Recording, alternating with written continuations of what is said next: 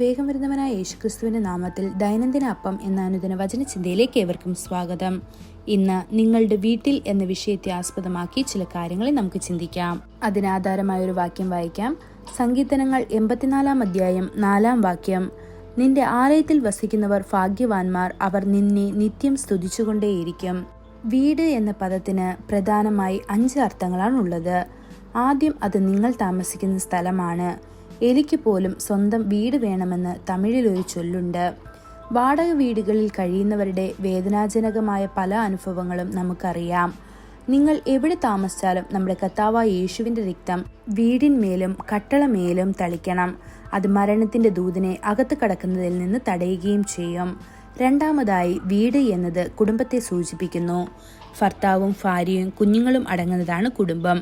കുടുംബത്തെ സൃഷ്ടിച്ചത് കർത്താവാണ്.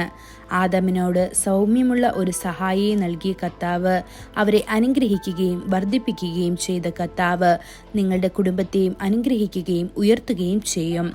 മൂന്നാമതായി, വീട് നിങ്ങളുടെ ശരീരത്തിലേക്ക് വിരൽ ചൂണ്ടുന്നു. നിങ്ങൾ ഈ ശരീരത്തിനുള്ളിൽ വസിക്കുന്നു. അതുപോലെ നിങ്ങളുടെ ആത്മാവും. നിങ്ങൾ രക്ഷിക്കപ്പെടുകയും യേശുവിനെ നിങ്ങളുടെ കർത്താവും രക്ഷകനുമായി അംഗീകരിക്കുകയും ചെയ്യുമ്പോൾ നിങ്ങളുടെ ശരീരം ദൈവത്തിന്റെ വാസസ്ഥലമാകും. വിശുദ്ധ ഗ്രന്ഥം പറയുന്നു, ഈ മർമ്മം മഹത്തായ പ്രത്യാശയായ ക്രിസ്തു നിങ്ങളിൽ ആകുന്നു എന്ന്. ഇത് കൊലോസ്യർ 1 അധ്യായം 27 വാക്യത്തിൽ നമുക്ക് കാണാൻ കഴിയും. നാലാമതായി, വീട് എന്നാൽ ദൈവത്തിന്റെ ആലയം എന്നാണ് അർത്ഥമാക്കുന്നത്. അവിടെ അവന്റെ വിശ്വാസികളും ദാസന്മാരും ആത്മാവിലും സത്യത്തിലും അവനെ ആരാധിക്കുന്നു. അവിടെ നാം കർത്താവിനെ കണ്ടുമുട്ടുന്നു, അവന്റെ സാന്നിധ്യം അനുഭവിക്കുകയും ചെയ്യുന്നു. കർത്താവ് നമ്മുടെ പ്രാർത്ഥനയും കേൾക്കുന്നു, ഞങ്ങളുടെ എല്ലാ ആവശ്യങ്ങളും നൽകുന്നു, നമ്മെ അനുഗ്രഹിക്കുന്നു. അവന്റെ ആലയത്തിൽ നിന്ന് തികഞ്ഞ സമ്മാനങ്ങൾ നൽകി നമ്മെ അവൻ തിരികെ അയക്കുന്നു. ദാവീദ് രാജാവ് സങ്കീർത്തനങ്ങൾ 122 അധ്യായം 1 വാക്യത്തിൽ, നമുക്ക് കർത്താവിന്റെ ആലയത്തിലേക്ക് പോകാം എന്ന് അവർ എന്നോട് പറഞ്ഞപ്പോൾ ഞാൻ സന്തോഷിച്ചു എന്ന് നമുക്ക് കാണാൻ കഴിയും. അഞ്ചാമതായി, വീട് എന്നത് സ്വർഗീയ ഭവനം അല്ലെങ്കിൽ നിത്യവാസസ്ഥലമാണ്. വിശുദ്ധ ഗ്രന്ഥം പറയുന്നു, നമ്മുടെ പൗരത്വം സ്വർഗത്തിലാണ്. അതിൽ നിന്ന് രക്ഷകനായ കർത്താവായ യേശുക്രിസ്തുവിനായി ഞങ്ങളും ആകാംക്ഷയോടെ കാത്തിരിക്കുന്നു എന്ന്. ഇത് ഫിലിപ്പിയർ 3 അധ്യായം 20 വാക്യത്തിൽ നമുക്ക് കാണാൻ കഴിയും.